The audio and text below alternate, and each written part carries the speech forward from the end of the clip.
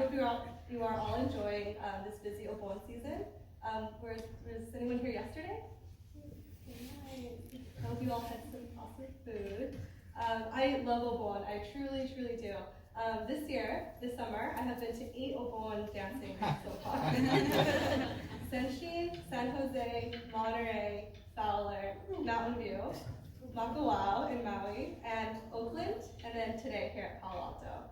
I have eaten a lot of tempura, a lot of hamburgers, a lot of beef teriyaki, udon, and corn dogs, but I still haven't won bingo. But still, it's been a lot of fun. The reason why I've been visiting so many Obons this year is because some of my friends and I wrote a new Obon song and dance called Lantern Song.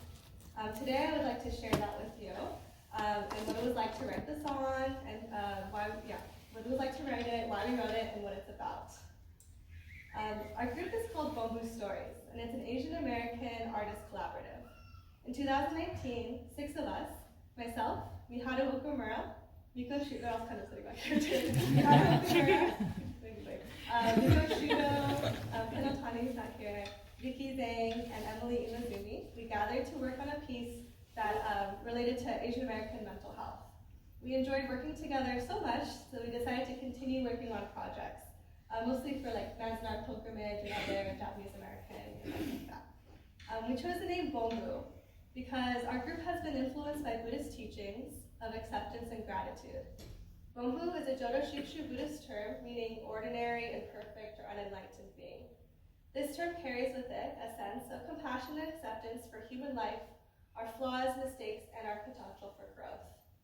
Bonbu Stories centers its work and creative process around this definition, believing in the power and value of vulnerability, authenticity, and interconnectedness.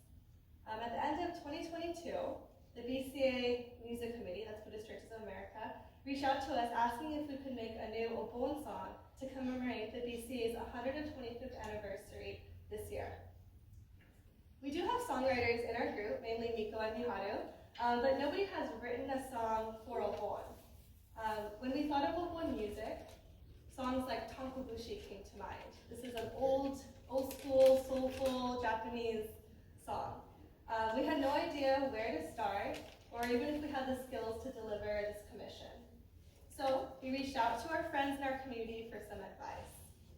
We contacted people who had written Obon music in the past 30 years, such as PJ Hirabashi, who's here today, and Reverend Mas Kodani, and Nobuko Miyamoto from Senshin Buddhist Temple, who have co-written 6 Obon songs between 1984 and 2015.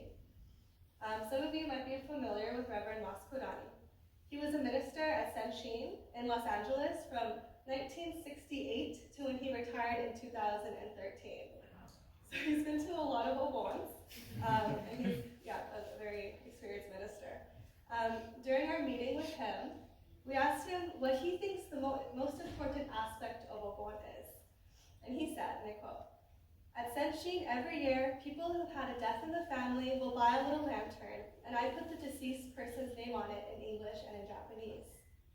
So at every Obon, we have about 300 lanterns, each with a name on it.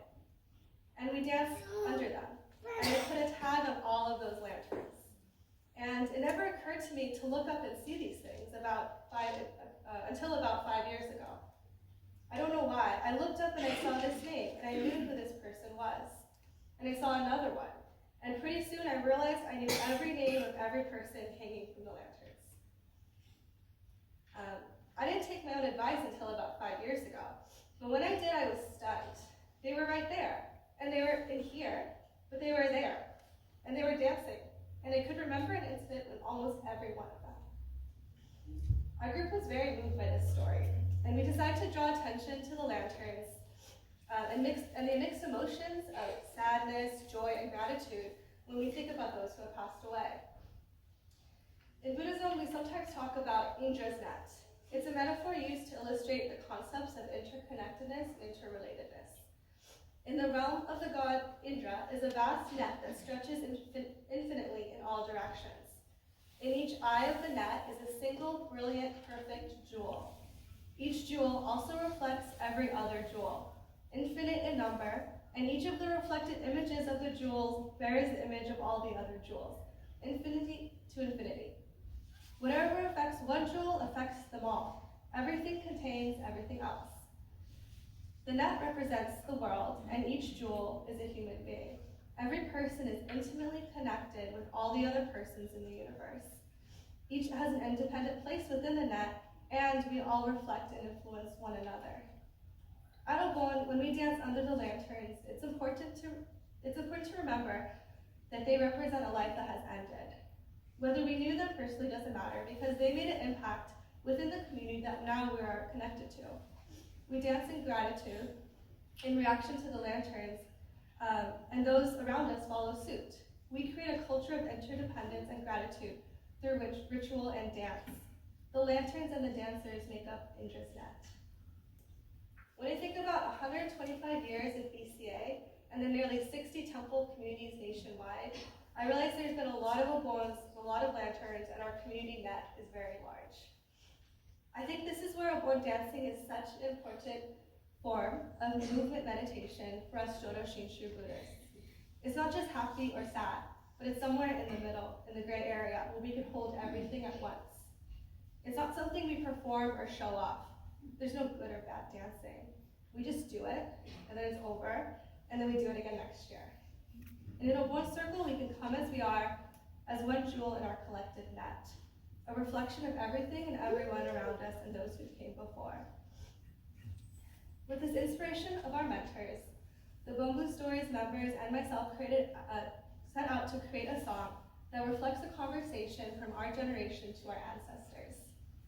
When I think about my ancestors, what first comes to mind are my great aunties and uncles, my grandma, the first and second generation immigrants who built our temples, those whose death came at the end of a very long life. However, since last Obon, I've lost two Dharma friends that I grew up with. One is Shiroyama from San Mateo Buddhist Temple. He loved Obon fiercely, and he was the living definition of dancing without ego, and also dancing to the beat of his own drum. Another is Tyler Montgomery, who many of us know and remember so fondly. As the lead singer of our resident band, Bad Karma, he also brought so much love and music into the Sangha. They are our ancestors too. I am forever changed because of them. Our ancestors include our friends and family, our friends, family, and friends too, our pets, and everyone who we've ever learned from. They are all jewels in our net, still reflecting their light on us. There's a lot of sadness, gratitude, and joy when we think of them, and that's okay.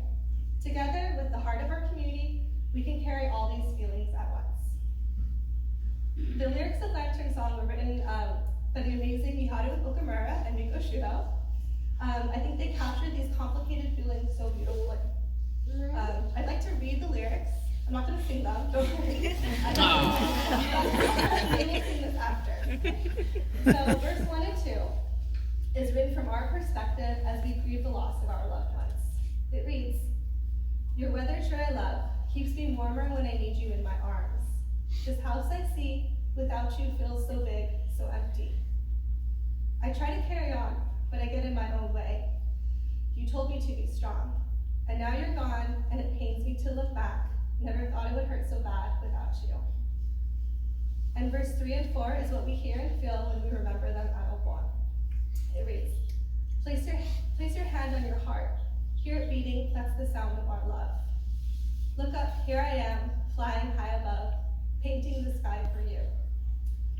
Can't you see my name? It's written in the stars. Your guiding light beams wherever you are. These verses remind me of the passage in Shoshinga.